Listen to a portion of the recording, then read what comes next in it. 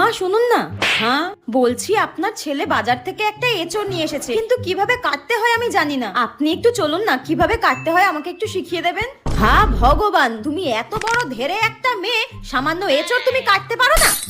তা কি জন্য তোমার বাবা মা সাত তাড়াতাড়ি তোমার বিয়ে দিয়ে দিয়েছে? হ্যাঁ, একটা কাজ শিখতে পারোনি?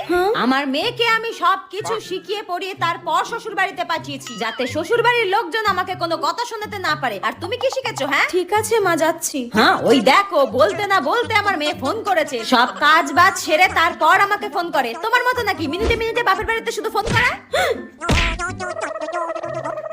হ্যাঁ মা বল, কেমন আছিস? মা শাশুড়ি শুক্তো রান্না খেতে চেয়েছে, কিভাবে করব বলে দাও। শুক্তো কিভাবে করবি বলে দেবো? ঠিক আছে, তুই এখন রাখ, আমি তোকে পরে বলে দিচ্ছি। ওই কেমন আছি জিজ্ঞাসা করছিল। শুনুন মা, আমি সবই শুনতে পেয়েছি, আপনাকে আর ঢং করতে হবে না।